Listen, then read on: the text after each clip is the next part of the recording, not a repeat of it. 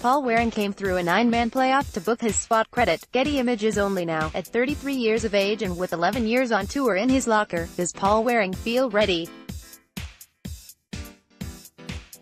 Finally, the Merseysider believes his game is good enough to take on golf's ultimate test, as he tees it up in first American major.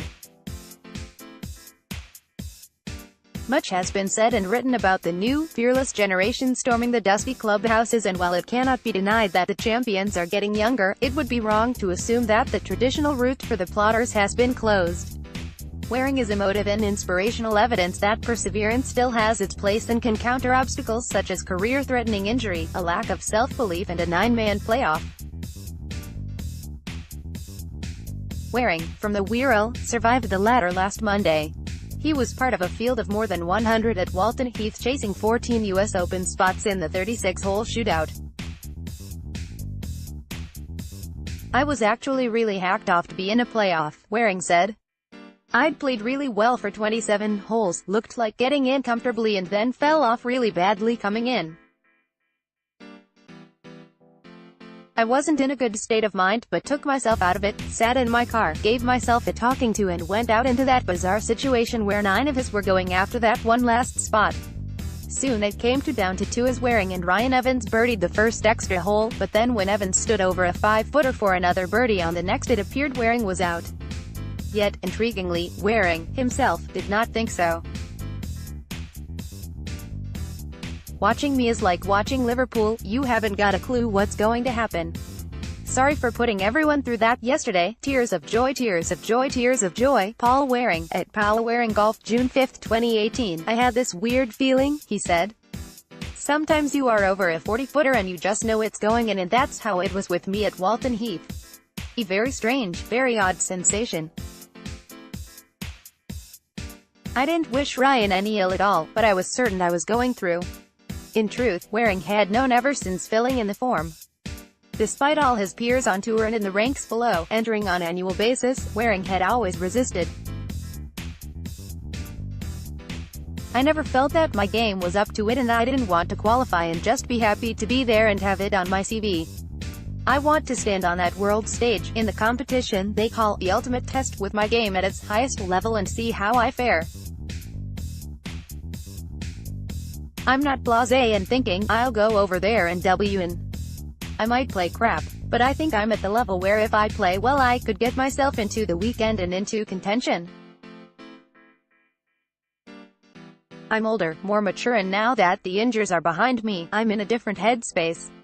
This was the first time Waring even attempted to qualify for the U.S. Open. Credit, Getty Images. Waring suffered for years the destiny which seemed almost promised for the former English amateur champion when he played alongside Phil Mickelson in the final round of the 2008 Open. On his way to top 20, kept disappearing far into the distance, through no fault of his own.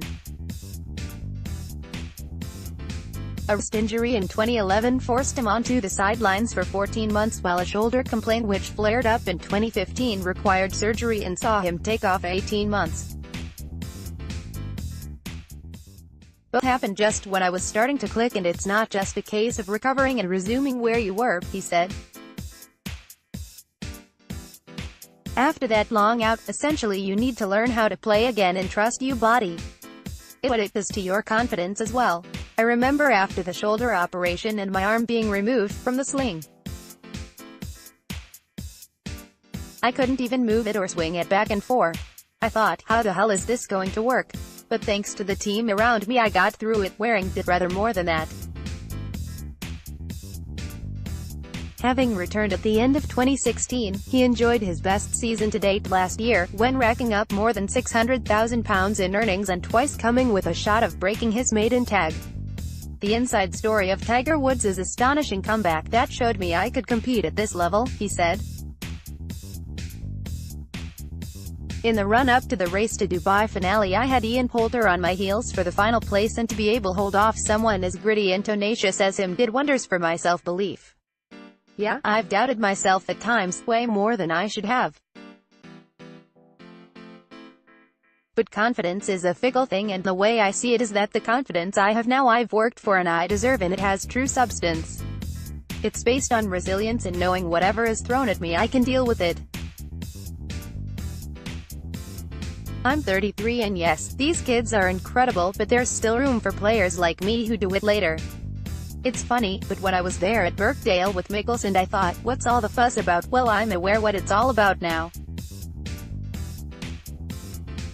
I recognize it's only graft that'll help me reach my goals of world's top 100, top 50, Ryder Cup. There doesn't have to be a limit and I just tell the guys I want to have a 5-year injury-free run at it to see how far I can progress. Hey, I'm playing a US Open at a great course like Shinnecock Hills with the best players in the world and, the point is, I think should be there. That's what makes it genuine.